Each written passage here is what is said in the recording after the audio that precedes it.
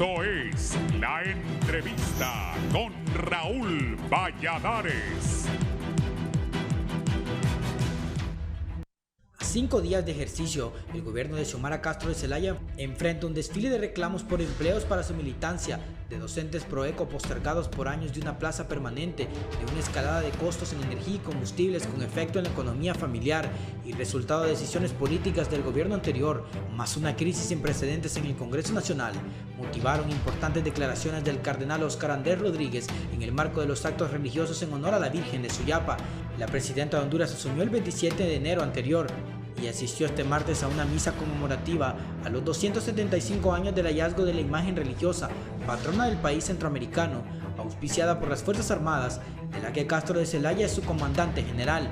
Las aseveraciones del primado católico suceden luego que más actores locales como externos hacen llamados a la unidad, a la paciencia y a resolver situaciones como la crisis legislativa que ni siquiera atañen a la dimensión de la problemática social, económica y humanitaria que la población demanda al gobierno que resuelva ya. El Consejo Hondureño de la Empresa Privada, el Colegio Hondureño de Economistas y los gobiernos de España y Estados Unidos apuntan en la misma dirección de calmar las expectativas de apoyos y de sectores antagonistas al gobierno actual.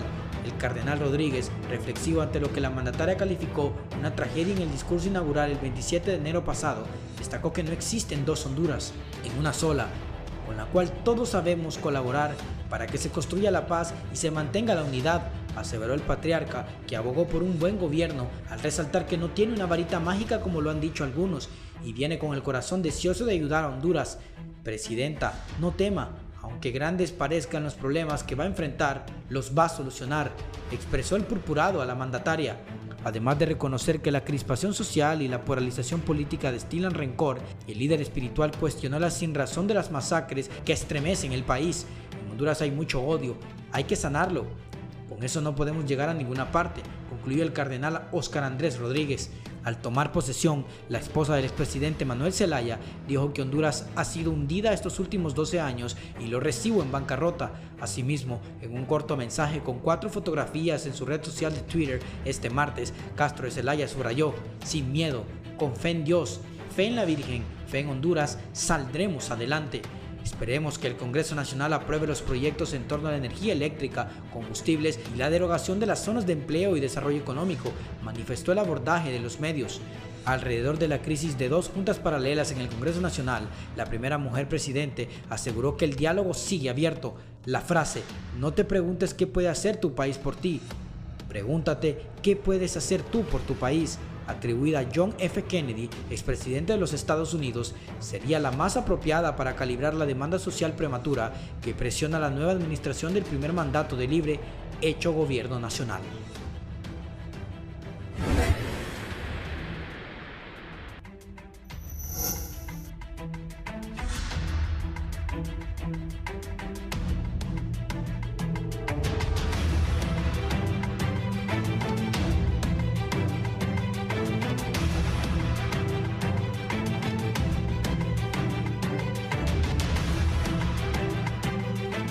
Buenos días, gracias por estar en la entrevista de Canal 11, es un gusto saludarles. Hoy vamos a hablar sobre la situación política, social y económica del país. Tengo 2 distinguidos invitados, está aquí conmigo don José Murillo, analista, conocedor de la realidad nacional. Bienvenido. Muchas gracias, Raúl, qué enorme honor estar nuevamente en Canal 11 con todo el pueblo hondureño, que está a la expectativa de todas estas situaciones de la realidad nacional. Gracias por aceptar la invitación. El economista catedrático universitario Alejandro Arone está también con nosotros. Alejandro, ¿cómo está? Bienvenido. Muchas gracias, buenos días a todo el público. Gracias por la oportunidad, Raúl, otra vez.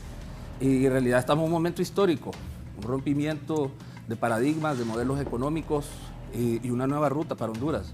Yo creo que hay mucho camino por recorrer, pero ya se están sentando las bases para un cambio en Honduras, definitivamente. Después de 40 años de fracaso de una democracia disfrazada, donde los grupos de poder incidieron en el destino de Honduras, y ahora tenemos lo que tenemos. Hace unos minutos estaba escuchando al de Landep, que hay 24.000 empleados públicos ahí en Landep, que no había que despedir a nadie. Esto está difícil porque después de 12 años de gobierno nacionalista, la gente de Libre, los pocos del Partido Salvador de Honduras y un montón de gente, pues, me imagino, va a buscar un empleo en la administración pública.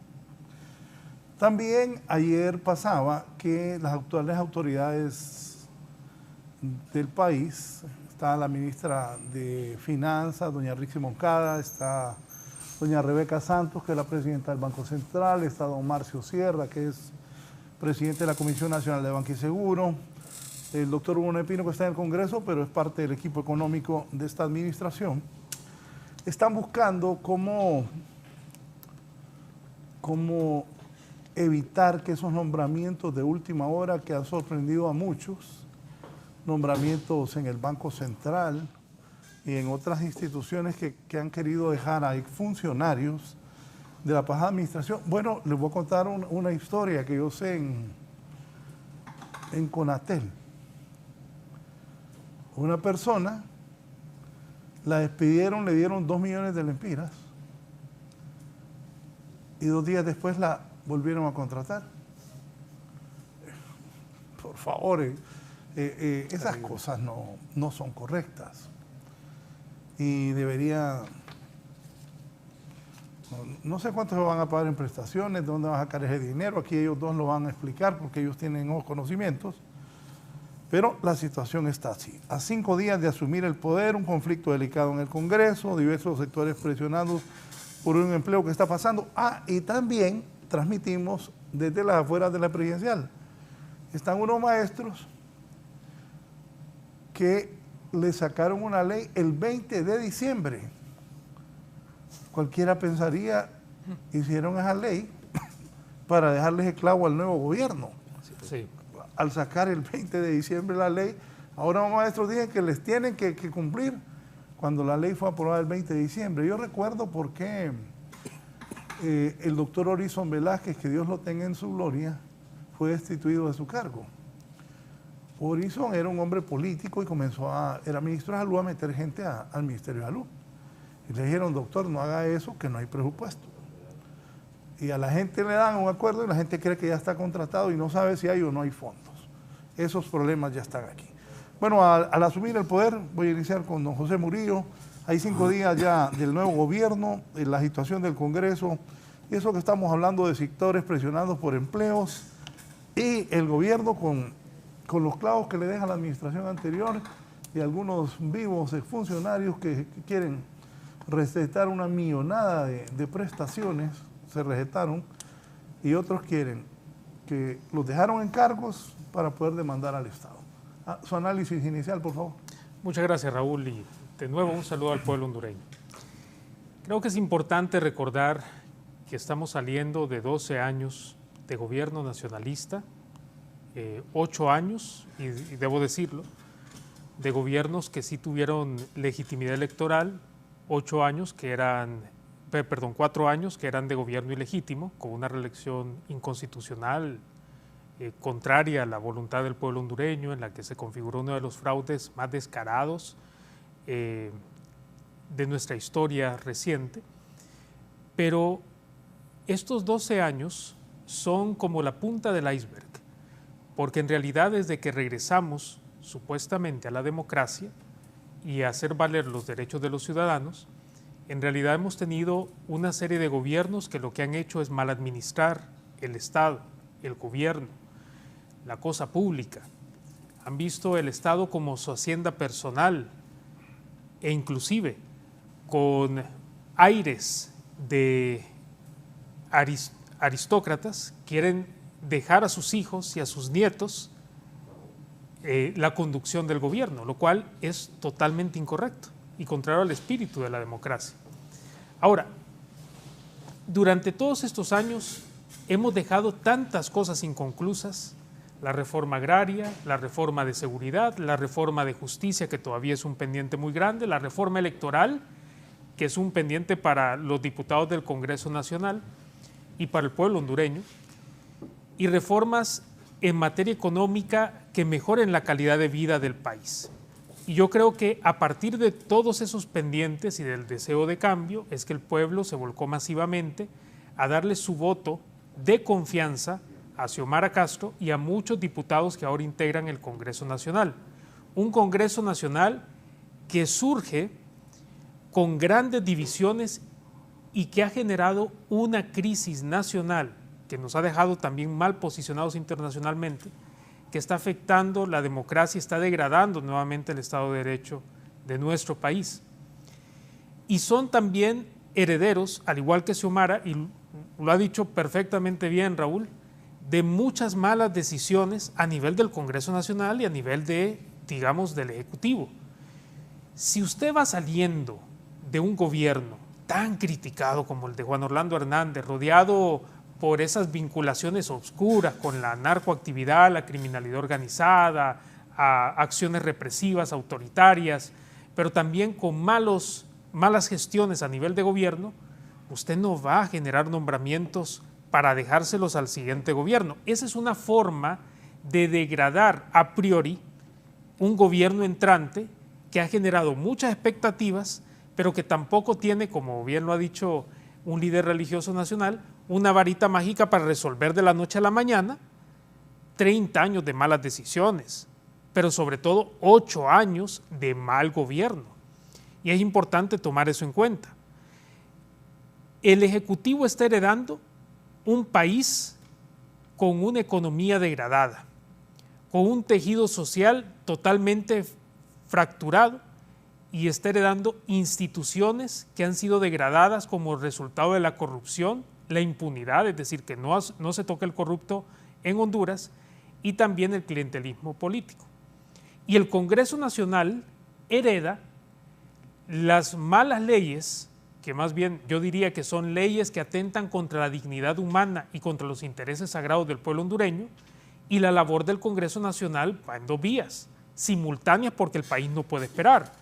En primer lugar, derogar ese montón de normas jurídicas que atentan contra nuestra dignidad humana, las sedes, la ley de secretos y otras iniciativas que podría, digamos, estar toda la mañana enumerándolas, y al mismo tiempo generando ese nuevo marco normativo que le dé seguridad jurídica al país. Pero en vez de abocarse al trabajo por el cual fueron electos, tenemos una crisis de enormes proporciones, 2 juntas directivas que están peleando la titularidad del legislativo, y aquí hay que dejarse de discursos cargados de demagogia, de politiquería. Mire, no es una cosa de ego personal, de que yo quiero ser el presidente del Congreso Nacional, yo quiero ser el titular de ese poder del Estado porque tengo las mejores intenciones. Mire, eso es darle a tol con el dedo al pueblo hondureño.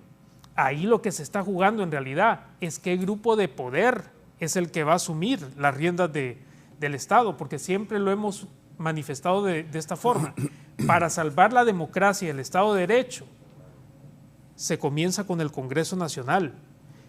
Y lo que vemos en este momento son grupos de poder que están peleando no solamente si van a dejar las leyes que han violentado tanto los derechos del pueblo, pero sobre todo los grandes contratos del Estado. Aquí hay intereses económicos, y mientras esos intereses económicos se privilegien por encima de los intereses de las poblaciones más vulnerables del país, vamos a ver estos circos o estos episodios como telenovelescos, parecen telenovela colombianas de 4ª categoría. Es lamentable ver que nuestros diputados están en estos conflictos y no resolviendo los problemas para los cuales le dimos ese voto de confianza, para que llegaran al Congreso a trabajar, no a generar estos melodramas lamentables, penosos, que deben ser superados en el corto plazo. Hoy en la mañana, y con esto termino esta primera intervención, escuchaba la propuesta del Partido Nacional, que en realidad es una recopilación de lo que hemos venido diciendo muchos analistas y yo creo que gran parte de la población. Las 3 salidas viables: o se queda la de la Junta Directiva de Luis Redondo, o la de Calix, o una tercería. Eso ya lo sabemos.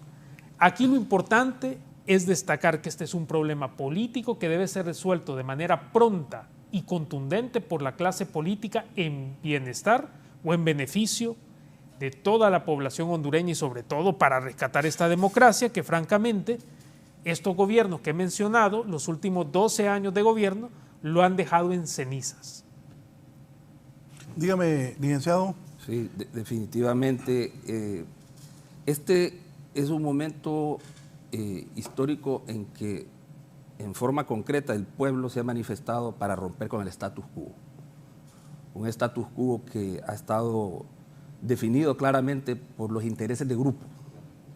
Y estos últimos 12 años se caracterizaron por trabajar no para el pueblo hondureño, por emitir leyes que no iban dirigidas a mejorar el bienestar del hondureño, sino que, y como lo decía el licenciado, el abogado, a través de leyes y normas que bajo ningún concepto buscaron mejorar la calidad de vida del hondureño y al contrario, enriquecer a través de contratos hacia ciertos sectores que todos los conocemos y los cuales deben de ser revisados, incluso en el sector energético, etcétera, y un modelo económico que ha colapsado, que definitivamente ha llegado a su fin porque vemos esas caravanas, vemos el incremento del nivel, en el nivel de pobreza a un 74%. Por lo tanto, veo que en el inicio, en estos 5 días de gobierno, los nombramientos, me parece que han sido los nombramientos adecuados a las personas correctas, con las competencias, las destrezas, las habilidades, esa experiencia que necesita para dirigir estas instituciones que tienen incidencia en la calidad de vida del hondureño. Entonces, tenemos, por un lado, tenemos el tema técnico de la administración del Estado, desde una perspectiva del uso eficiente de los recursos escasos, porque nos dejan con un presupuesto prácticamente atado, con un presupuesto limitado, muy restrictivo, que representa el principal desafío del gobierno para poder atender todas las demandas sociales. Y como decía, por el lado político, esta situación que se presenta en el Congreso de las 2 juntas directivas simplemente representa, francamente, ya son las manotadas de ahogado de estos grupos de poder que no quieren soltar bajo ningún concepto el poder y quieren seguir beneficiándose a través de esas leyes dañinas y que ojalá sea revisada y que no se les olvide la ley del empleo por hora, que no lo he escuchado también, ¿verdad? Eso no lo he escuchado. Esa privatización de los servicios de salud, igualmente, el Leonardo Martínez privatizado. Entonces, el modelo que se ha pretendido implementar, el modelo neoliberal definitivamente de privatización, lo que promovió fue la pérdida de institucionalidad, el debilitamiento institucional. Entonces, lo que estos últimos 12 años lo que pretendieron era que dejar a la deriva toda la institucionalidad en materia técnica, operativa, o sea, a través de las Secretarías de Estado, que son las que ejecutan el presupuesto general de la República, que es un instrumento de desarrollo dirigido para mejorar el bienestar de la población y sentar las bases del crecimiento y del desarrollo económico. Y lo que vimos fue debilitamiento institucional descarado, patético, donde INSEP ejecutaba funciones de la Secretaría de Salud, de la Secretaría de Agricultura y Ganadería. Entonces, esto es insólito. Entonces, yo creo que hay bastantes indicios, señales, ahí está el plan de gobierno de Xiomara Castro, hay bastantes indicios de que viene un cambio radical en las secretarías y lo que predomina son esos principios, esos valores éticos y morales de la transparencia, del manejo adecuado de los recursos públicos y en tan poco tiempo ya existen pues indicios, y no solamente indicios, sino que ya son hechos de que esta va a ser una administración, desde el punto de vista del Poder Ejecutivo, una administración eficiente, una administración transparente, y eso va a permitir en alguna forma compensar todo el daño que se ha hecho a través de todos esos decretos y esas normativas que usted mencionaba, que en realidad han venido a beneficiar a los grupos económicos y que son los que están detrás de ese conflicto en el Congreso Nacional de esas juntas directivas. Entonces, esperemos pues el diálogo, la resolución de este problema, del problema político que presenta en el Congreso Nacional, es vital, porque aquí es la voluntad del pueblo la que se tiene que respetar. Aquí lo que se tiene que respetar es ese voto. El pueblo se manifestó en contra de tanta injusticia social y la justicia social es lo que predomina y va a predominar en los próximos años, y ese rompimiento de paradigmas y de modelo económico ya se empiezan a sentar las bases de los mismos, porque ahorita lo que se va a tomar son políticas de corto plazo. porque es urgente atender a los sectores. Son 40 años donde las demandas sociales han llegado prácticamente ya a una burbuja, lo que tenemos una burbuja. Entonces, démosle espacio al gobierno de Xiomara Castro. Ellos apenas tienen 5 días y están haciendo todo el abordaje en las secretarías respectivas para poder trabajar transparente y eficientemente. Alejandro, y solo para abonar un poco, lo que has dicho me parece tan acertado, porque lo primero que hizo la presidenta en su discurso fue darnos una especie de radiografía. Así es como recibo yo el Estado, pero vamos a seguir informando cómo encontramos las secretarías. Lo primero que hacemos nosotros cuando implementamos proyectos, ¿qué es? Generar un diagnóstico, porque si no, entonces no podemos construir sobre lo que no conocemos, y lo que ella tiene que, y sus secretarios de Estado, que develar es cuál es la situación técnica, financiera y la posición política en la que han dejado las instituciones, porque si no, entonces en nada estaría. Y si usted tiene los mejores técnicos con la experiencia y las competencias adecuadas en estos puestos claves como Banco Central, Banprovi, Secretaría de Finanzas, en Educación, ya hemos visto los posicionamientos de estos ministros, de estos secretarios de Estado, y la verdad que generan bastante esperanza y confianza en la administración del gobierno de Xiomara Castro. Vos mencionar algo que usted dijo la semana pasada, que los que formaban parte del gabinete económico de los gobiernos anteriores eran incapaces. Así dijo usted. Así es, neófitos. O sea, ¿cómo va a tener usted un ministro de Educación que es ingeniero forestal? Lo sacan del ICF y se lo llevan a la Secretaría de Educación, ahí tenemos el desastre. Y en el caso de la Secretaría de Finanzas se dio igual, en el caso de la presidencia de Banco Central. Yo le digo al pueblo, no hubo un tan solo economista en los últimos 12 años en el gabinete económico. No tuvimos gabinete económico, señores. Estos señores simplemente fueron a seguir las recetas del Fondo Monetario. O sea, no se priorizó al pueblo en la política económica, en materia monetaria, en materia fiscal, en materia crediticia, no se orientó fundamentalmente a la atención de las necesidades del hondureño, sino que fundamentalmente al cumplimiento de los indicadores. Ya lo hemos dicho, esto es como disco rayado. Yo creo que hay que cambiar. Yo creo que ya hay bastantes planteamientos claros de que no se van a alcanzar indicadores económicos, no se va a ir por el cumplimiento de indicadores macroeconómicos. ¿No hubo economistas en esos 12 años? No hubo economistas y es lamentable, yo lo llamo usurpación. Hay que tener un poco de moral, un poco de ética. Usted no va a ir a dirigir una Secretaría de Estado si no es médico, en el caso de la Secretaría de Salud. Y ahí tenemos el desastre en la administración de la pandemia, porque los niños vamos a retorno a clase y no están vacunados. Y eso es una señal de que las cosas no se han hecho bien, el tema de los hospitales, etcétera.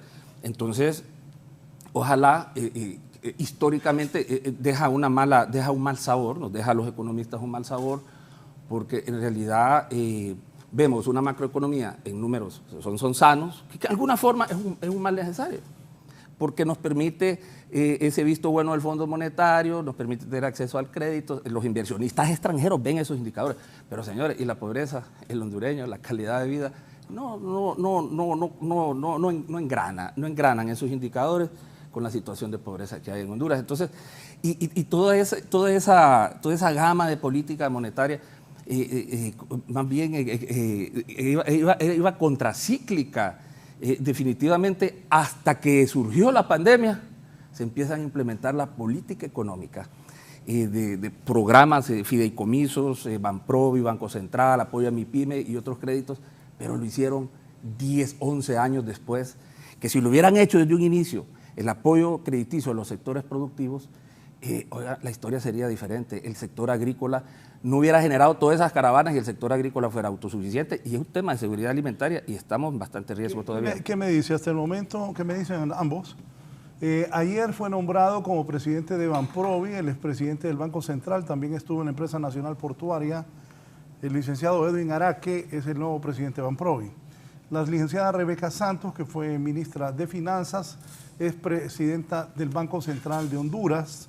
El licenciado Marcio Sierra es comisionado presidente de la Comisión Nacional de Banco y Seguros. Y reitero, aunque el doctor Hugo Noé Pino está ahí en el Congreso Nacional de la República, es parte de este nuevo gabinete económico. ¿Comentarios sobre estos nombramientos? Yo, francamente, me siento contento como economista, catedrático de la Universidad Autónoma, de que se han escogido a los mejores hombres y mujeres para dirigir la política económica del país. Vamos a tener un gabinete económico que conoce muy bien la problemática, que conoce bien las políticas que tienen que diseñarse e implementarse y revertir aquellas que han causado daño, poder darle continuidad a todo ese marco de política que se implementó por parte del Banco Central, el tema de una política monetaria más expansiva, procíclica, generar liquidez al sistema.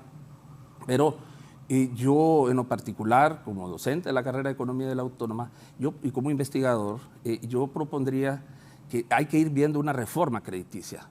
No se puede llegar a estos puestos, y no solamente una reforma crediticia, sino que también volver a resucitar la banca de desarrollo. Si usted ve las cifras de Banprovi, dice, ¿qué significa Banprovi? Banco Hondureño de la Producción y la Vivienda. Debería llamarse Banco Hondureño de la Vivienda y la Producción, más bien, porque Banprovi está financiando más fondos para vivienda, se generan más fondos para vivienda que para la producción. Para los productores, sí. Entonces hay que darle vuelta, o le cambian el nombre o le dan vuelta a esquema. Entonces, pero también no le podemos dejar a Banprovi ese rol de banca de desarrollo. Y volvemos al tema, las personas, los técnicos que se han nombrado, conocen bien esta problemática, van a tratar de revertirla, y la propuesta sería ir viendo todo en función de reformas, porque aquí hay que reformar todo, es una refundación de país, y en el tema económico es toda una reconversión de sectores productivos, donde los principales actores son estas instituciones, banca de desarrollo, que hay que ver cómo se puede tratar. No me quiero quemar y decir resucitar Banadesa. Usted sabe que toda la historia de Banadesa es tan triste, ¿verdad? Como la llevaron a la quiebra, parte del mismo modelo. Entonces hay que ir viendo en reformas económicas profundas que se vayan. Ahorita en el corto plazo hay que atender las necesidades, en eso están enfocados. Pero reformas económicas profundas en materia comercial, en materia política monetaria, en crediticia, en política fiscal, que vayan sentando las bases de un cambio, porque darle vuelta a este modelo de 40 años, un modelo totalmente excluyente, que solo beneficiaba a pequeños grupos, donde la palanca y el motor era el Congreso Nacional, y donde siguen luchando. Entonces hay que pensar en reformas. No podemos, digamos, en el caso de la Comisión de Banca y Seguros, ellos son juez y parte, si el 50% del presupuesto de la comisión viene de la banca privada. Debe ser más independiente.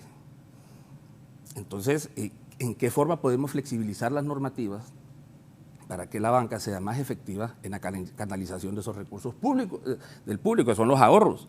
Es una responsabilidad de la banca proteger los intereses del público, estamos de acuerdo, pero no es posible que el Banco Central siga absorbiendo los excesos de liquidez de la banca, cuando esos recursos podrían destinarse a intermediación. Y como decía, no quiero mencionar nombres, pero un personaje, un industrial, que la banca solo no presta para la producción, pero sí le presta a un importador, a un comercializador. No quieren tomar riesgos, pero todos estos riesgos vienen bajo una cobija de desarrollo de un sistema bancario comercial durante 21 años, bajo un esquema regulatorio muy, muy restrictivo, siguiendo un modelo de países desarrollados, Basilea 1, 2 y 3, yo lo he dicho cantidad de veces. Entonces, el tema del financiamiento crediticio es crucial en la generación de empleo, y recuerde que es uno de los 4 puntos, además de educación y salud, de los 4 puntos que mencionó Xiomara Castro en su discurso.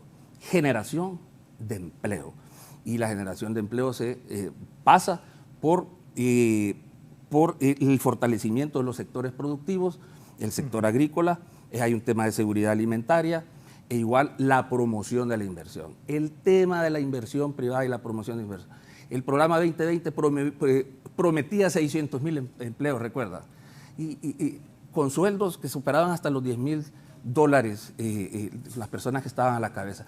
El Consejo Nacional de Inversiones no han tenido los resultados adecuados. ¿Cuántos empleos se han generado? ¿Cuántas empresas se han apoyado? No vemos los resultados. Lo que vemos es una burocracia Por lo tanto, todo este tipo de instituciones, por eso se debe hacer un abordaje y revisar las capacidades técnicas, la duplicidad, capacidades técnicas de cada institución y las posibilidades que tiene de tener un impacto y generar un cambio, una generación de empleo. ¿Qué piensa de ese nuevo gabinete económico que se ha conformado, que ya está nombrado pues, Finanzas, Rixi Moncada, Rebeca Santos, Banco Central, Edwin Araque, Banprovi, y Hugo Noé, pues, que es parte del equipo económico? Concuerdo totalmente con Alejandro. Estoy alegre, me siento lleno de esperanza al ver que Xiomara Castro, que dirige el Ejecutivo y es la administradora del Estado de Honduras, está seleccionando a su equipo de trabajo con lupa, con tacto. No me gusta hacer analogías con el fútbol, pero esto es como si usted fuera un gran estratega, pero tiene puras muelas, como decimos coloquialmente, en la cancha. No que dijimos piedras. Piedras. En la cancha. No va a ganar un partido. Y lo que está haciendo Xiomara es precisamente poner a las personas claves en los puestos claves del gobierno. Zapatero a tu zapato. Bien lo decía Alejandro. Una ministra de Salud que no sabe nada de salud, un ministro de Educación que no sabía nada de educación, es la fórmula perfecta para el fracaso. Y ahora lo que vemos son perfiles muy buenos, probados ya en el tiempo, porque ya han tenido funciones públicas, saben cómo funciona el Estado, son personas muy capaces, porque aquí dos factores que eran importantes. Una, la vinculación que tengan estos profesionales de alto nivel con el tema que van a trabajar, que van a supervisar. Y dos, la integridad que tengan estas figuras. Y creo que lo que estamos presenciando ahora mismo en pantalla es un cuadro de primer nivel que ha seleccionado Xiomara Castro para dirigir los cambios que requiere nuestro país a nivel económico, a nivel financiero, pero también en las demás secretarías de Estado. Está colocando a personas que ya conocen, que se identifican también con las poblaciones con las que van a trabajar. Y eso es importante, porque una de las características principales de los últimos 12 años de gobierno fue la construcción de políticas públicas desde las jerarquías más altas del Estado hacia abajo. Y lo que vamos a ver ahora, y estamos ansiosos por presenciar, es la construcción participativa de las políticas públicas. Que el pueblo tenga una verdadera voz y no con esa participación aparente a la que nos tienen acostumbrados. Cuando yo hablo de participación aparente, Alejandro y Raúl se identificarán con esto, es cuando los diputados del Congreso Nacional, por ejemplo, van a socializar una ley y lo que hacen es, o lo que hacían, era llamar a los dirigentes campesinos, a la sociedad civil que comulgaba con su partido político. Lo mismo hacía Juan Orlando Hernández. Llamaba a las expresiones de sociedad civil que eran aliadas del gobierno, las sentaba y decía, ya lo socializamos con un grupo lo suficientemente heterogéneo y esto ya pasó la etapa de aprobación de la ciudadanía. Lo que van a hacer estos ministros, y estoy seguro que van a iniciar en el corto plazo después de ese diagnóstico necesario de sus instancias, es convocar a grupos que concuerdan con el gobierno, pero que también disienten con el gobierno. Y es importante escuchar todas las voces porque a partir de esas tensiones es que surgen las mejores propuestas, sobre todo con más legitimidad, que es lo que estamos también esperando. Y ahora que veo a Edmundo Orellana en la pantalla, les comento rápidamente que después de la victoria contundente que arrasó totalmente en las urnas Xiomara Castro, a inicios de diciembre tuve un foro, invité a un foro virtual, invité a 4 panelistas. Los primeros 3 panelistas manifestaban que Honduras iba a convertirse en una utopía, en algo, en el modelo para Centroamérica de desarrollo, de democracia, de gobernabilidad. Y el último ponente fue Edmundo Orellana. y él dijo, miren, yo no veo esto con tanta esperanza como ustedes, me siento preocupado, porque revertir 12 años de corrupción, de malas decisiones, Xiomara tiene una tarea monumental, tiene que generar una serie de cambios y nadar contra esos grupos de poder que le dieron a Mel Zelaya el golpe de Estado. Pero eso también nos lleva a reflexionar un poco qué tipo de gobierno tenemos. Tenemos un gobierno con más olfato, un gobierno que sabe muy bien cómo operan estas élites de poder y hasta qué medidas o hasta qué extremos pueden llegar. Y estoy seguro que por eso también la presidenta constitucional de Honduras, Xiomara Castro, se está rodeando de estas figuras que son las mejores para dirigir las secretarías de Estado y que estoy seguro también de que, y sobre todo después de haber visto lo del Congreso Nacional, van a mantener una postura íntegra, leal a su partido político o más allá del partido político, a la dinámica y al plan de gobierno que tiene Xiomara Castro para rescatar a Honduras del hoyo en el que se encuentra. Desafortunadamente, y de nuevo lo repetimos, por las malas decisiones que se han tomado históricamente. Ahora le corresponde al Congreso Nacional de la República tomar su rol histórico y comenzar a revertir esas malas decisiones y generar ese marco normativo que nos dé seguridad jurídica. Porque, como tú lo decías, es cierto, aquí se han maquillado las cifras y en realidad lo han hecho para atraer la inversión internacional. Pero apelando a la sabiduría popular es como decimos, candil de la calle, oscuridad de la casa. Lo que estamos haciendo es maquillando lo que ha hecho el gobierno anterior, maquillar la situación que vive el pueblo hondureño. Es como construir un castillo sobre la arena. Eventualmente se te va a caer.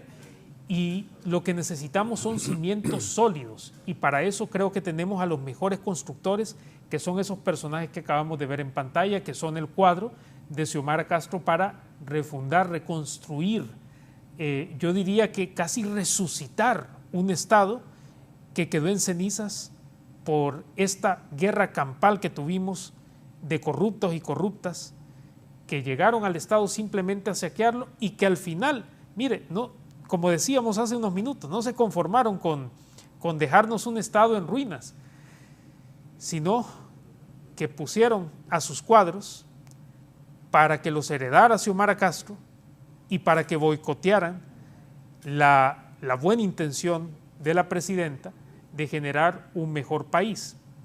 ¿Es planeado eso? Totalmente. Una conspiración. Esa es una conspiración. Es una conspiración. Perdón de que lo interrumpa. No, adelante, con la duplicidad de funciones que se generaron paralelas y todo era por control presupuestario. Imagínense qué visión de manejo de los recursos públicos.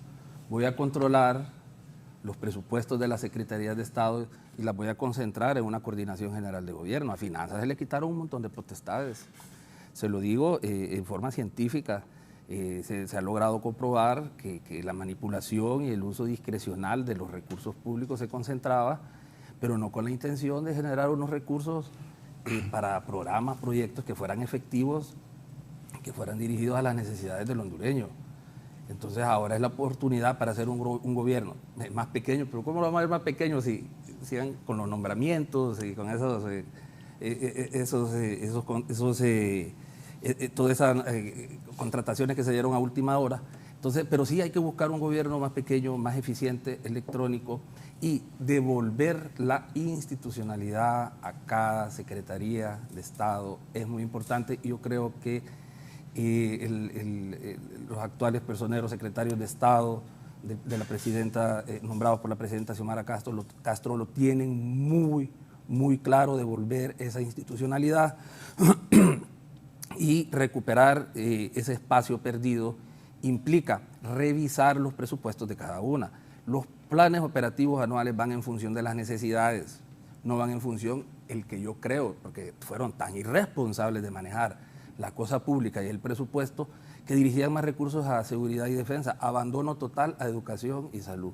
¿Usted cree que el colapso de la infraestructura escolar es por abandono de 2 años de la pandemia? No, es abandono de 40 años de gobierno, de 12 años de gobierno, de un gobierno que no priorizó el tema del tema humano de la persona, la formación, la educación, la salud del hondureño. Si queremos salir adelante, uno de los factores productivos es el capital humano, es la mano de obra, es la persona. Entonces, yo creo que hay que volver, hay que recuperar la institucionalidad, eso está claro. Se están haciendo, y es obvio, lo tienen 5 días, se están haciendo los abordajes y las evaluaciones presupuestarias y ya se empiezan a encontrar algunos casos que se destinaban millones de lempiras en honorarios, en gastos de viaje y no sé qué otros protocolos. Y Alejandro, y ahí solo mencionarte una cosa que me parece una muy buena acción del ministro de Salud y también del alcalde del municipio del Distrito Central. Y es que han acudido al Consejo Nacional Anticorrupción a pedirles su apoyo técnico. El Consejo Nacional Anticorrupción tampoco es que tenga un equipo, digamos, supernumerario, pero está en toda la disposición de acompañar estos procesos de limpieza estatal, porque es lo que tienen que hacer los ministros. Tienen primero que saber qué heredaron, cuáles fueron las malas decisiones, generar esas auditorías forenses que nos develen con nombre y apellido quiénes fueron los que promovieron la corrupción interna de esas instancias y después pasársela al sistema de administración de justicia penal. Y aquí entra otro. Por eso es que el rescate del Congreso Nacional es tan importante, porque todavía la justicia de Honduras está secuestrada por los mismos politiqueros que han malgobernado Honduras y que han dirigido mal el destino del Estado. Y por eso necesitamos un Congreso que también privilegie la meritocracia, es decir, los méritos personales, el recorrido de vida, la integridad de la persona. Porque de nuevo, fíjese que hago esta separación siempre y la voy a explicar por qué. Me dicen, debemos poner las personas claves en los puestos claves del Estado. Sí, estoy de acuerdo.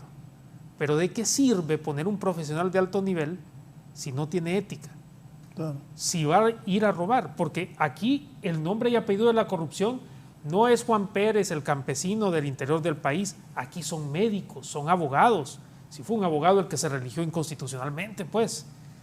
Son médicos los que han estado también saqueando las instituciones del Estado. Entonces, esas dos dimensiones, la parte profesional, pero también la ética, la integridad del funcionario es muy importante, y por eso yo esperaría que este Congreso Nacional, por primera vez en la historia de Honduras, para los altos puestos del Estado, que son elegidos en segundo grado en el marco del Congreso Nacional, que sean basados en esos méritos y en esa integridad del candidato o candidata, y no en la afiliación político-partidaria que tenga el sujeto, porque si no estamos en lo mismo. Necesitamos un buen fiscal general y necesitamos una Corte Suprema de Justicia que en primer lugar enarbole la justicia y los intereses del país, y que todas las demás cuestiones subjetivas, partidarias, queden en segundo, tercero, cuarto plano para rescatar la justicia.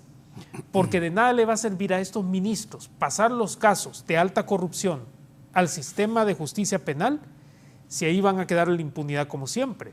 Y vamos a seguir siendo la burla internacional de que en Honduras se juzga todo, pero se condena nada.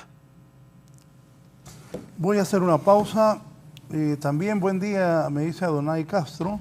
Saludos a los distinguidos panelistas. Me gustaría preguntarles si ellos tienen algún candidato o perfil idóneo para la Empresa Nacional de Energía Eléctrica. Es otro tema fundamental para el Estado de Honduras. Una pausa también, lo que dijo doña Xiomara, 1.350.000 hondureños no van a pagar luz porque son gente muy pobre, y pues ella dijo que esas personas no van a pagar. Sobre eso al volver y más en el nuevo gobierno de Xiomara Castro.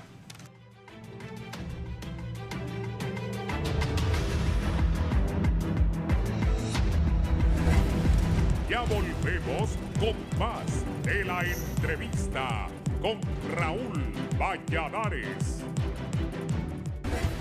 Continuamos con más de la entrevista con Raúl Valladares. Gracias por colocarse.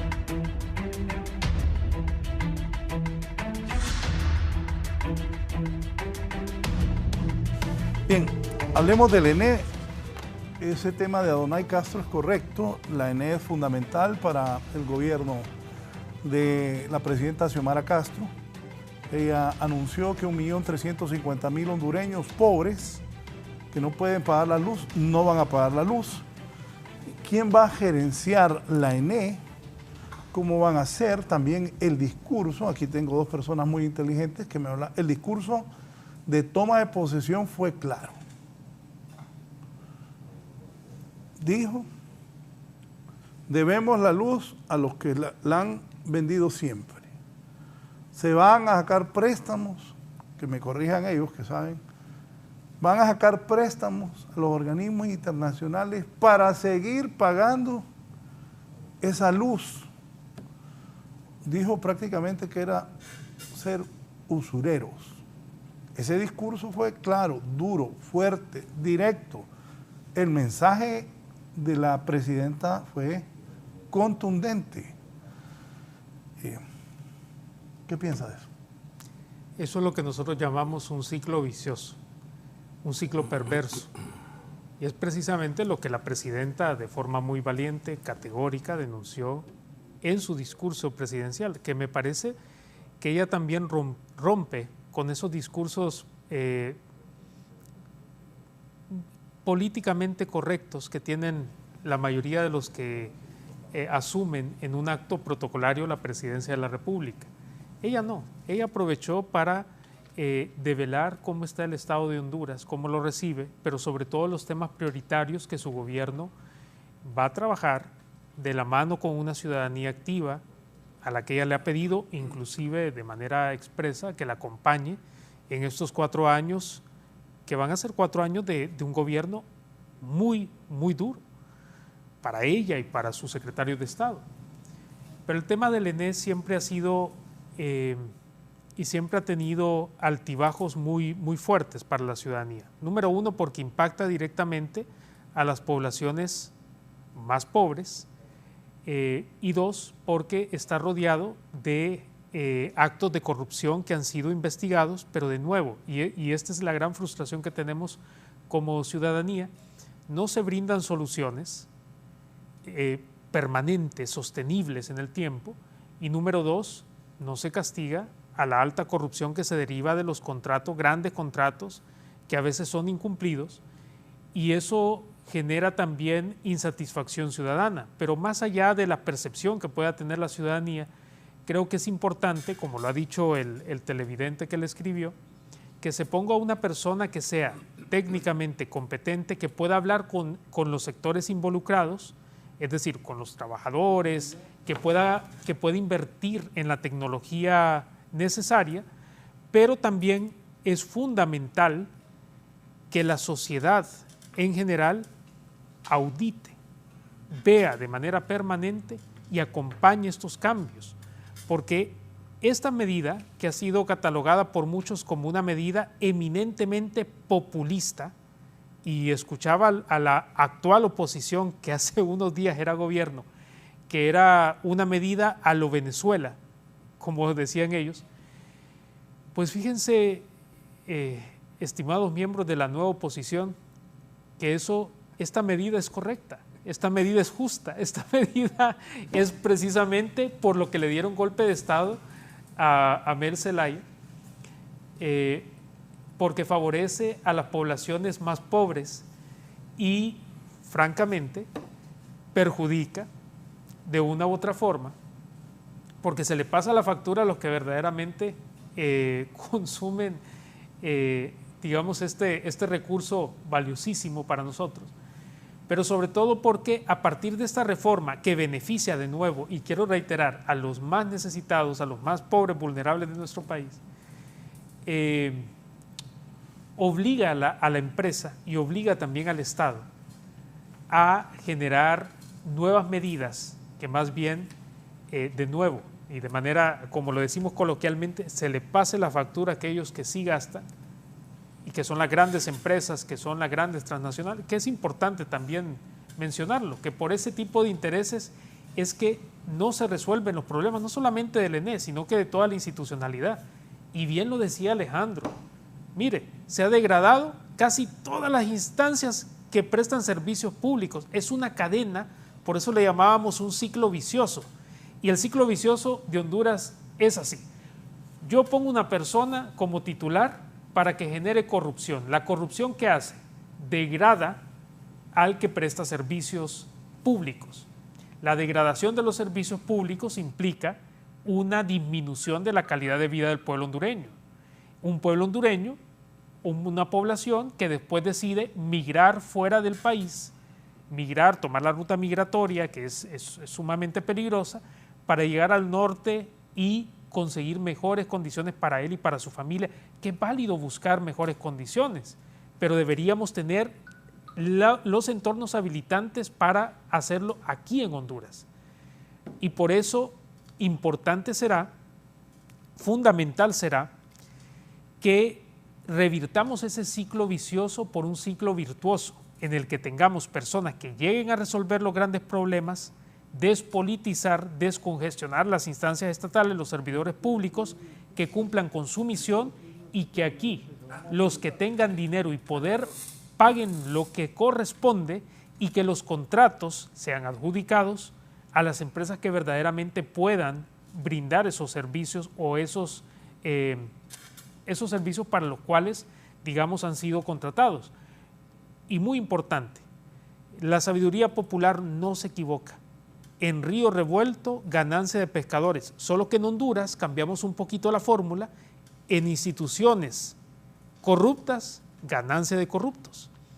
Y por eso necesitamos también promover esas reformas, no solamente en el ENE, pero como lo prometió Xiomara. Y es una promesa que a mí particularmente me llena de esperanza, de tener una misión internacional que luche contra la corrupción, de la mano con las expresiones que ya existen, como el Consejo Nacional Anticorrupción, que de nuevo felicito al ministro de Salud, felicito a Jorge Aldana por buscar el acompañamiento técnico de esta instancia nacional tan valiosa. ¿Qué piensa usted del ENE? Mire, yo tengo una tesis conspirativa.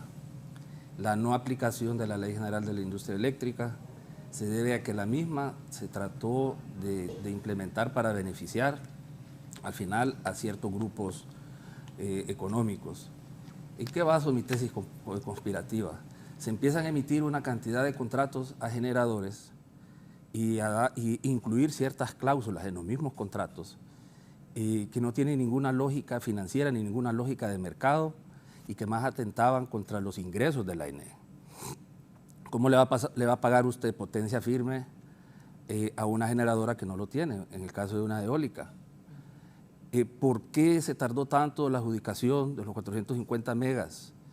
¿Por qué este mercado de oportunidades que se busca a través de la implementación de la Ley General de la Industria Eléctrica pretende que sea más competitivo? Pero si usted tiene contratos amarrados a largo plazo, donde la ENE está comprometida a pagar costos fijos, que no tienen, en muchos casos no tienen ningún fundamento, y algunos costos que están inclusive indiciados al índice de precios americano, imagínese usted, eso, para contarle algunos de los casos. Entonces, el problema de la ENE pasa porque su ingreso se empezó a deteriorar por un costo de la energía más alto, amarrado a unos contratos viciados para beneficiar a ciertos grupos. Esa es una parte. Lo otro, la contratación de un operador privado en el tema de la distribución, que no cumplió con sus obligaciones de realizar las inversiones necesarias para reducir las pérdidas técnicas. Al no reducir las pérdidas técnicas, lo que usted provoca es un deterioro de los ingresos de la ENE. Ahí tenemos dos elementos que afectan los ingresos de la ENE.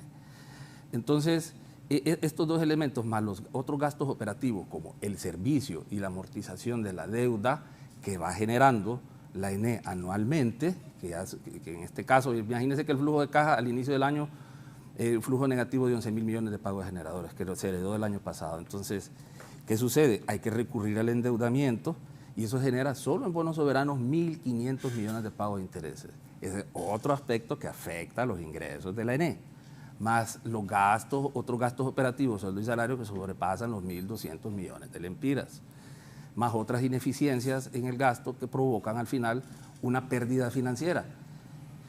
Y voy a entrar a este punto bien neurálgico, porque yo jamás, yo he visto los mejores técnicos en el tema eléctrico, en muchas comparecencias, en muchos foros como este, pero yo todavía no he logrado ver a alguien que vincule el tema financiero puro de la ENE, el flujo de caja, con la parte técnica eléctrica, y que me diga en realidad, como en alguna forma yo, por arribita lo mencioné, tuve la oportunidad de tener acceso a información financiera de la ENE, e inclusive hice algunos análisis de situación financiera, y comprender el problema del ENE hay que verlo profundamente del tema del flujo de caja y el tema financiero, pero también vincularlos a que eso está vinculado a temas legales por el lado de los contratos, que está vinculado a aspectos técnicos como la reducción de pérdidas técnicas, que está vinculado a las pérdidas no técnicas, al hurto de energía, al incumplimiento y a la contratación un poco sospechosa de este generador. Fíjense que yo quisiera manifestar esto. Y la presión de los organismos internacionales por seguir ese modelo de liberalización de mercado y de privatización condujo en el año 2015 a que se apresurara el proceso de licitación para la adjudicación del contrato a un concesionario privado, porque la idea de estas asociaciones público-privadas es una simbiosis entre el privado, que busca la eficiencia y el lucro, y el público, que pone a la disposición toda una infraestructura y un expertise para que ambos puedan entonces mejorar la calidad del servicio público, de estos bienes y servicios públicos. Y no se dio así. Se aceleró ese proceso de licitación. Me recuerdo que era Manitoba y EH, cae en EH, y me parece que ahí hay mucha oscuridad en esa contratación y los grandes incumplimientos. Y no mencioné los 10.5 millones de pago honorario fijo mensual, que actualmente los salientes interventores se lo bajaron, ya no eran 10.5 millones, se le bajó a 6, 7. ¿Qué se hacía ese diferencial de 3 millones por 5 o 6 años que ha estado vigente el contrato? Ya todos lo podemos imaginar, es una cuestión de sentido común. Ahora le voy a decir algo. Yo escuché a Roa, el gerente de H. Ellos firmaron un contrato que el gobierno también tenía que cumplir, requisitos, y no los cumplió. Y aparte de eso, había gente aquí que esos colombianos invirtieron 150 millones de dólares para comprar, y los mismos que vendieron se querían volver a quedar con la empresa. Así es. ¿Cómo también, ojo, yo escuché al presidente Zelaya una vez con bastante tino que dijo que eso se va a ver, a EH le quedan 2 años. Cuando querían prácticamente apropiarse otra vez de la empresa, los colombianos metieron una demanda internacional de ya les deben 400 millones de dólares. Y cuando escuché al presidente Zelaya, me parece correcto que él hable con la gente de H, vean qué acuerdo llegan y no afectar lo que usted dice, cuántos años estuvo secuestrado. Entonces yo escuchaba a Roa decir, bueno, los incumplimientos nuestros es porque esto no lo cumplió el gobierno del contrato que firmó en cuanto a la inversión. Fíjese, Raúl, que Manitoba... Ojo, y Manitoba, la primera vez, dijo que estaba bien lo de H. ¿Se acuerda? Manitoba, sí, Manitoba hace todas las mediciones técnicas, el cálculo de las pérdidas técnicas y otros elementos. Y se identificaron a través de otros operadores que han intervenido en EH, y es que esta gente no tienen el personal suficiente, ni tienen el material, digamos, para en el tema de los medidores, porque por ahí viene EH. No realizaron las inversiones.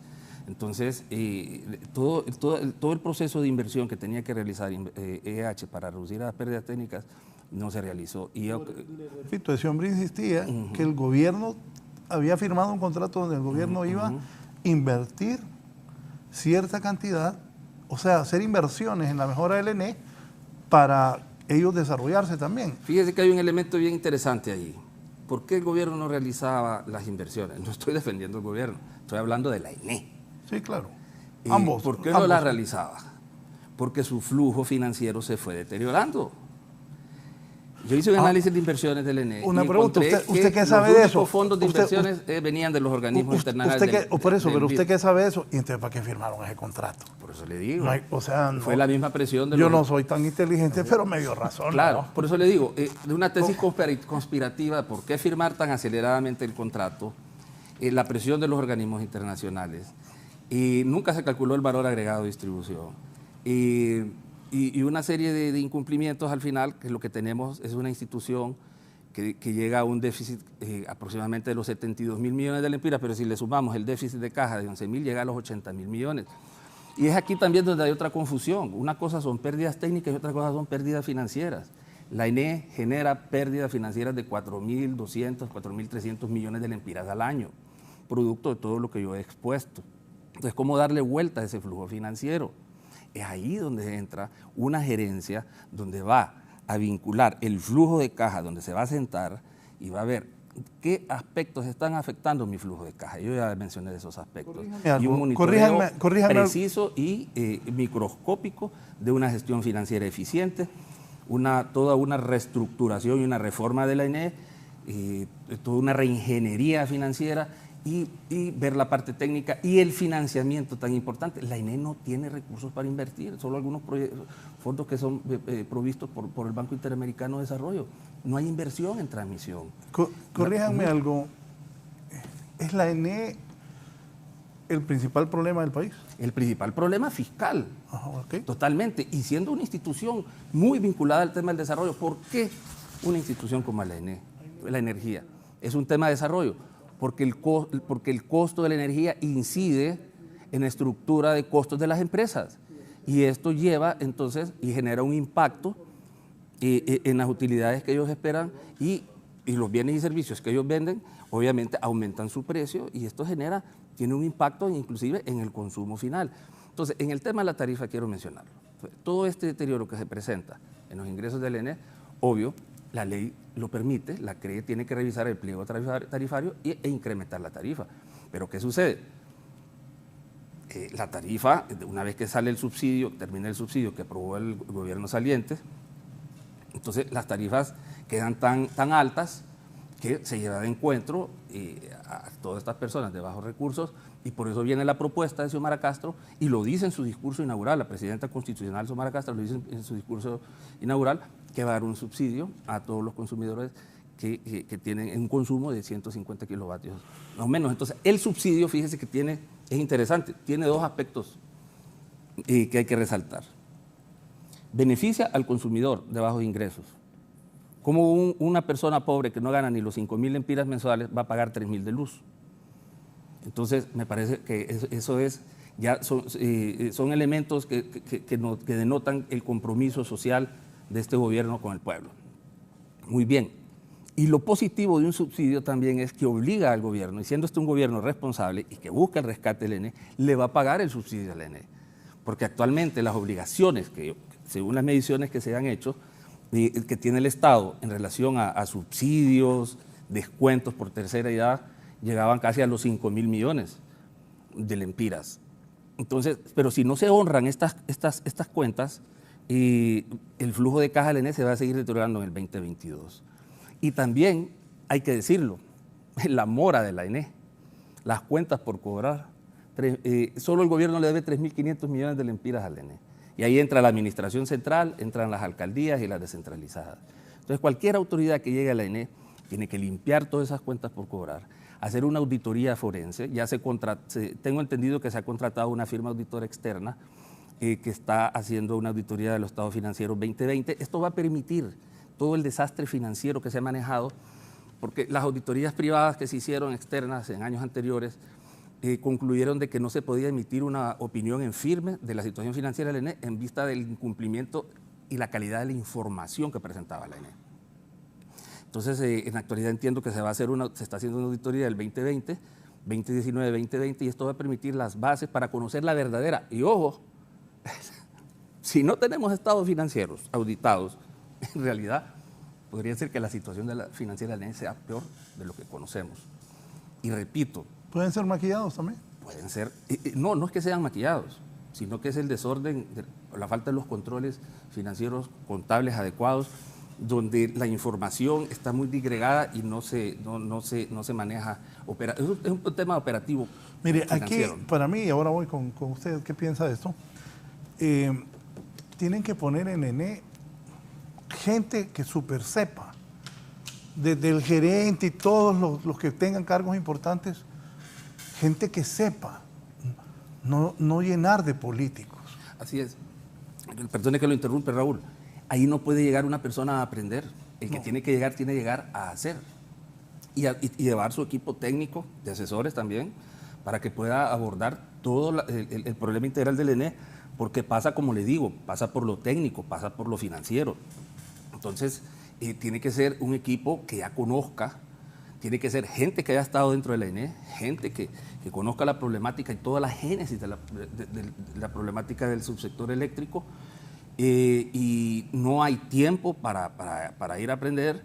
Definitivamente es de tomar acciones y sentarse inmediatamente a dónde tenemos que invertir, a dónde vamos a hacer las inversiones en este momento. Trabajar, aprovechar esa intervención de EH y ver la parte, hay que verlo positivamente, la parte operativa. ¿Qué provecho podemos sacar operativamente para reducir pérdidas técnicas? El rescate de la ENE no se va a dar en un año, ni en 2, pero en este gobierno se va a dar, eso yo se lo garantizo. Vence el contrato de EH.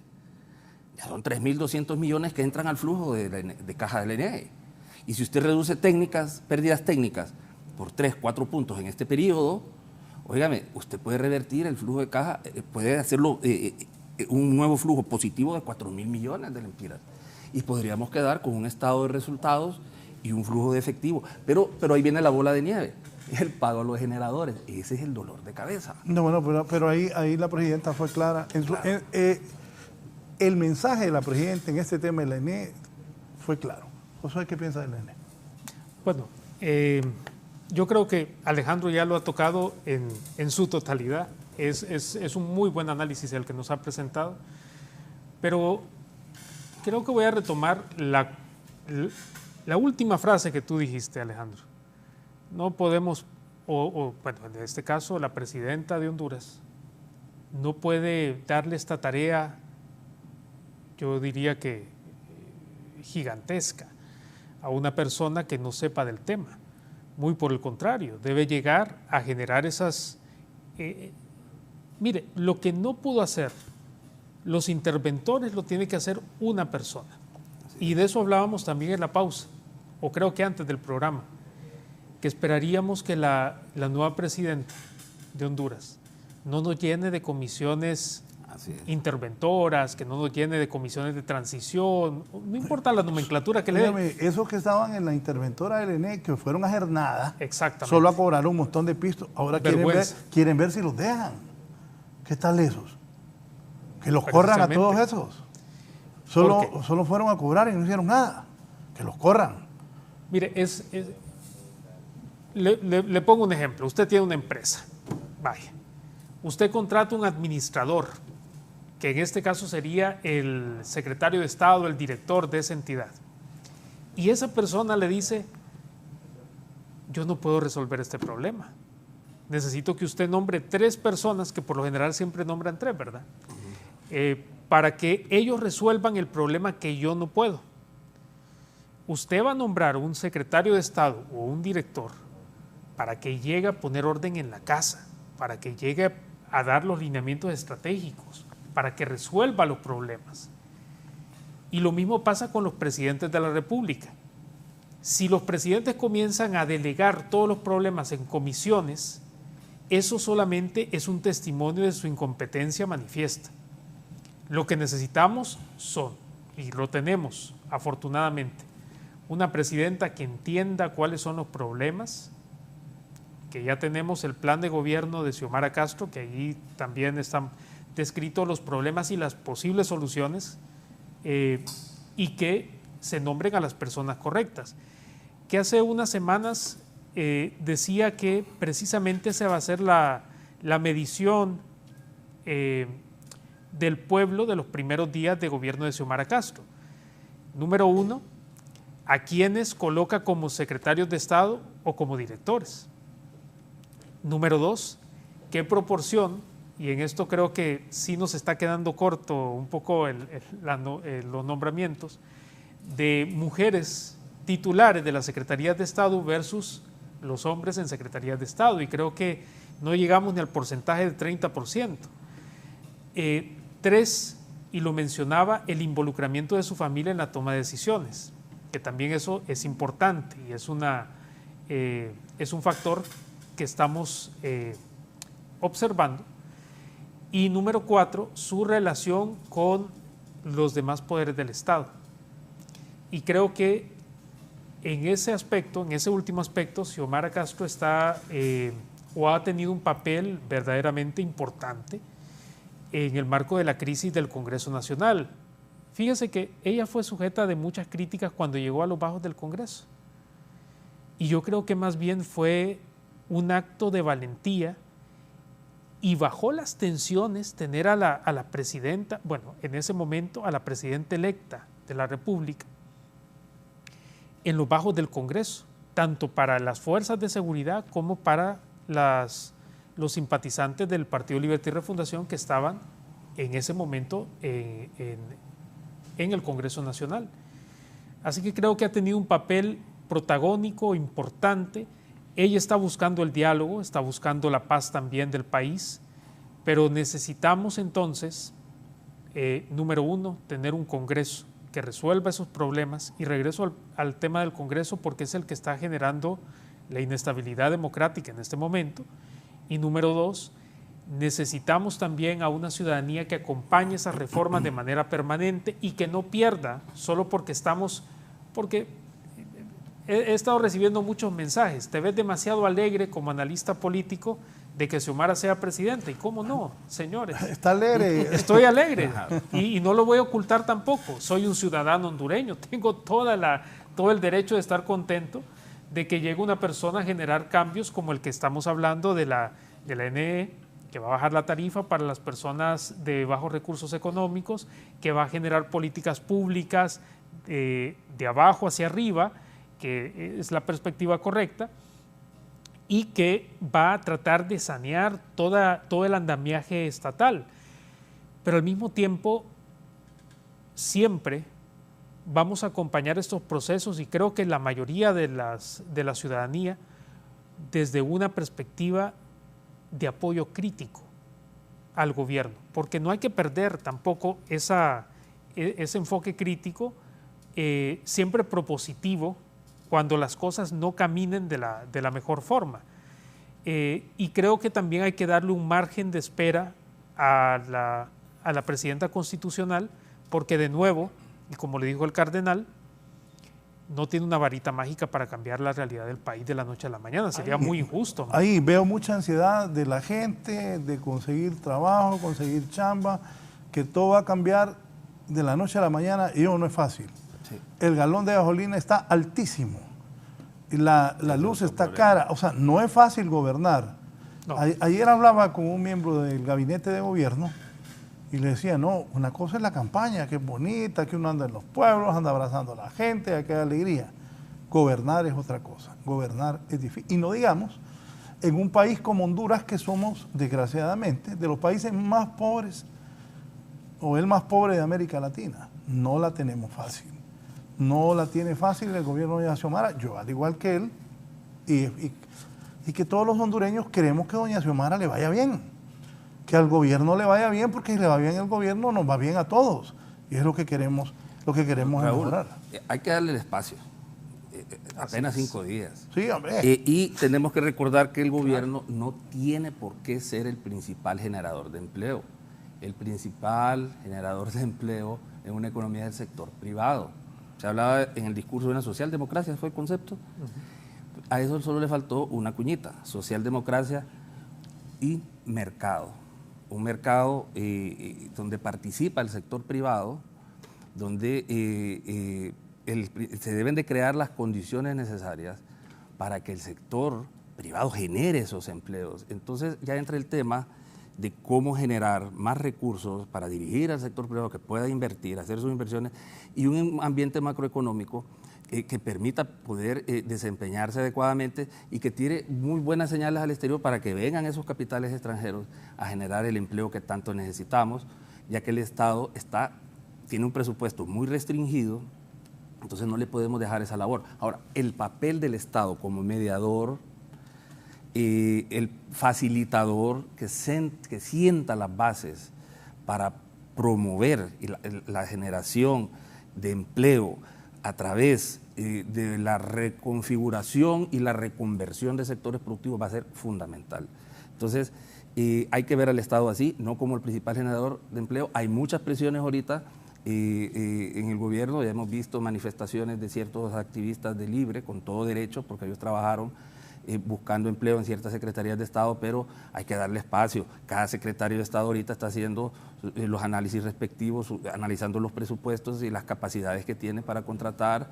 Y recordemos que el gobierno saliente dejó un montón de contratos y nombramientos allí que hay que revisar la legalidad de los mismos, ya que eso tiene un perjuicio. No se hicieron las evaluaciones. Miren el grado de irresponsabilidad que no se evaluó el impacto fiscal de esa masa salarial. Recordemos que la masa salarial consume, al igual que los intereses de deuda y amortización de la deuda externa, que los intereses que consumen 50.000 millones de lempiras al año, la masa salarial también es inmensa, sobrepasa los 40.000 millones, entonces queda poco espacio para el gasto social. Entonces, dejemos el espacio, esperemos que se hagan todos los análisis respectivos de los planes operativos anuales y ver qué recursos se van reasignando y, bien importante, lo que hablamos al principio, por gastos protocolarios, Secretaría de Salud, 7 millones eran. Eso es solo una secretaría. Si vamos sumando todo, yo creo que vamos a llegar a los 500 millones en gastos de honorarios, viajes y todo. Entonces van a salir sorpresitas. Por eso es que, esta es una opinión muy personal.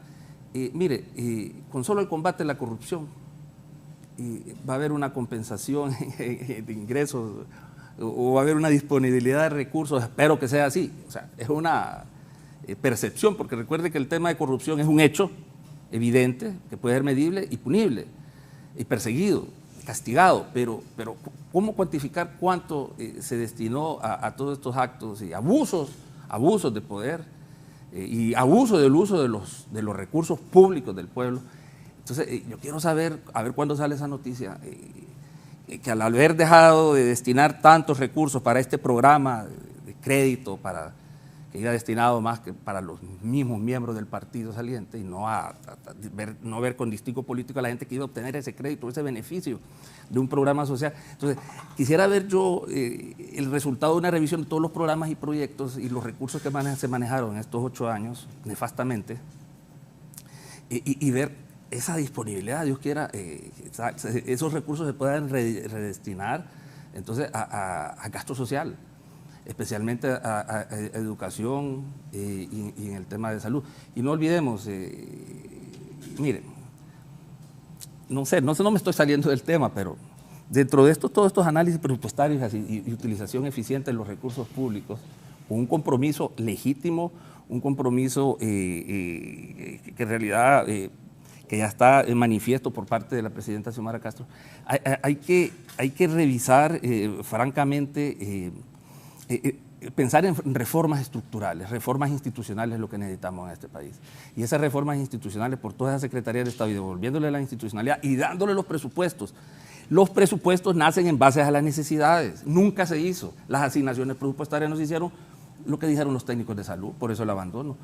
El abandono del sistema, yo lo dije, del sistema de la infraestructura escolar no es por la pandemia. Esto viene de 20 años, de 12 años de abandono. Entonces, veámoslo así, demos el espacio y recordemos que el gobierno no es el primer empleador. Son 250.000 empleados públicos, Raúl. Imagínense la masa salarial. Entonces, y con esa duplicidad de instituciones, yo sé que se ha hecho un análisis de qué instituciones públicas se crearon y están realizando doble función, como el caso de finanzas y otras. Entonces, espero pues que todos estos análisis sean efectivos y eso pueda generar mayores recursos, ya que no podemos hablar de reformas tributarias y demás impuestos. Ese es uno de los grandes retos de este gobierno, que sin incrementar impuestos, en un proceso de reactivación económica usted no lo puede hacer porque está castigando al sector privado está castigando a la ciudadanía si lo hace vía impuestos sobre ventas. Más bien escuché una reducción del impuesto al combustible, que un tema que usted mencionó y no lo hemos tocado, el incremento del combustible, o sea, 113 el galón de súper, y el chimbo de gas a 331, ¿qué está pasando? Y ya estamos pasando a otro tema, ¿verdad? Y vemos que el precio del petróleo va a seguir subiendo, porque hay un riesgo exógeno, que es la guerra de Rusia, la invasión de Rusia a Ucrania. Solo hay un minuto, una pausa y continuamos. Ya volvemos con más de la entrevista con Raúl Valladares. Continuamos con más de la entrevista con Raúl Valladares.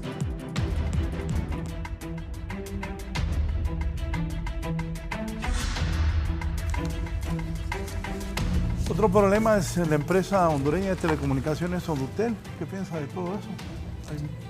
Bueno, ha seguido el mismo destino del resto de los prestadores de servicios, y es que ha sido intencionalmente degradado para que ciertos intereses privados sean, digamos, puestos en primera línea. Al degradar a la empresa pública, lo que conseguimos es que muchos empresarios aborazados logren colocar sus productos y servicios y francamente ellos deciden en esos digamos espacios que tienen a puerta cerrada cuáles son los precios que le van digamos a presentar al resto de la ciudadanía, y eso francamente es parte de la corrupción estatal. Siempre ponen a personas que llegan a generar, y como lo decíamos hace unos minutos, un montón de chamba a activistas políticos, pero no se privilegia las competencias técnicas de los que llegan también.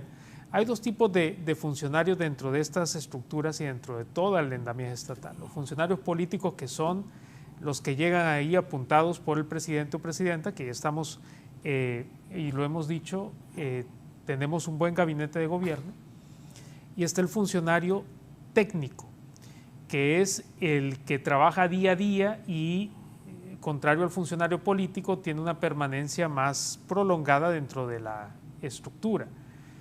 El problema que hemos tenido en las últimas décadas es que no hay dirección estratégica de estas empresas que podrían generar lucro, pero lo que vemos con esta empresa de telecomunicaciones es que más bien genera más pérdidas que ganancias, que es, digamos, la dinámica que tenemos en todas las estructuras similares en el país, y por eso también la necesidad de colocar a las personas idóneas en ese tipo de instancias que deberían prestar servicios y deberían ser también la punta de lanza de la tecnología en el país, y no lo son. Lo que son y todavía continuarán siendo por un par de años, porque ese es un problema que se va a ir resolviendo gradualmente, es una forma de meter, yo sé que se escucha feo, pero a chamberos políticos, y debería ser más bien estructuras que alberguen yo tal vez no diría las mentes más brillantes, pero a las personas con mayores competencias de carácter técnico. Abogado, gracias por su participación, su mensaje al pueblo, pero también a las nuevas autoridades. ¿Qué les dice para cerrar? Creo que ante todo ustedes tienen una obligación, un mandato que cumplir, pero antes que ese mandato tienen las esperanzas del pueblo hondureño en sus manos, y esperamos de ustedes no solamente que hagan bien su trabajo codo a codo con el pueblo, escuchando la voz de la ciudadanía, pero con honestidad, con integridad, haciendo buen uso de los fondos públicos. Eso es lo que puede marcar este gobierno. Si al final de estos 4 años ustedes hacen bien su trabajo, este gobierno va a pasar a la historia como uno de los mejores y más transparentes. De lo contrario, entonces ya vieron que también el pueblo hondureño también pasa facturas a nivel de votos de castigo o de falta de voluntad para ejercer el sufragio por uno u otro partido político. Hay que hacer las cosas bien. Yo le deseo el mejor de los éxitos a la presidenta constitucional, Xiomara Castro, a su gabinete de gobierno, y espero en Dios que el problema del Congreso Nacional se resuelva, debería resolverse en el corto plazo, si fuera posible hoy en la tarde o antes de que termine esta semana. Sí, le agradezco. Gracias, Raúl. Su comparecencia. Muy amable. Gracias por sus aportes, licenciado Arone. Gracias, Raúl. Al pueblo, paciencia, démosle el espacio necesario a la presidenta Xiomara Castro para que pueda en forma paulatina ir haciendo los abordajes y los análisis correspondientes en toda la estructura de gobierno para que pueda ejercer para que su gestión sea una eficiente y que ponga los intereses del pueblo primero sobre cualquier interés particular. Tengamos esperanza de que, y no hay duda de que a través de este gobierno se van a lograr las reformas necesarias para que Honduras pueda otra vez volver a la senda del desarrollo, del bienestar de todas las personas, y que esta exclusión social y este modelo, este sistema político corrupto que se desarrolló en los últimos 12 años pueda revertirse y podamos ver que los hondureños tengan una mejor vida. Y el tema, la confianza en el tema de la ética, la transparencia y el compromiso de los funcionarios que actualmente han sido nombrados nos da toda la confianza y la esperanza de que las cosas a partir de ahora se van a hacer bien, y se están sentando las bases históricas para el cambio que Honduras tanto ha necesitado en los últimos 40 años. Así que es un gobierno del pueblo, para el pueblo, escogido por el pueblo, y espero que los políticos en el Congreso se pongan de acuerdo, solo el diálogo lo va a permitir, y que prevalezca la justicia social y la ley en Honduras. Muchas gracias al abogado José Murillo y al licenciado Alejandro Arone, economista, catedrático universitario. He recibido muchas llamadas, gracias a la gente que reporta que qué buen programa y qué bueno la independencia de los analistas de esta mañana. Gracias, continúen con Canal 11. Buenos días.